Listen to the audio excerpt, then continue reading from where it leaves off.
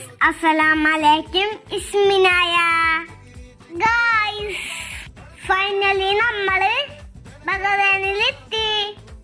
ഈശ ഫൈറ്റില് full കഴിഞ്ഞു.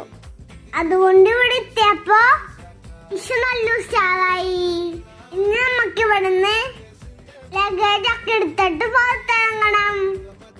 Emigration ഒക്കെ പെട്ടെന്ന് കഴിഞ്ഞു. ഞങ്ങൾ ലഗേജ് എടുക്കാൻ പോയി. നമുക്ക് കുറെ ബാഗുകൾ ഉണ്ടായിരുന്നു. അതുകൊണ്ട് ബാഗ് മിസ്സാവാണ്ടിരിക്കാൻ വാപ്പി ഞങ്ങളെയാണ് നോക്കാൻ ഏൽപ്പിച്ചത്. അവസാനം പെട്ടികളൊക്കെ കണ്ടുപിടിച്ച് ഞങ്ങള് എയർപോർട്ടിൽ നിന്ന് പുറത്തിറങ്ങി.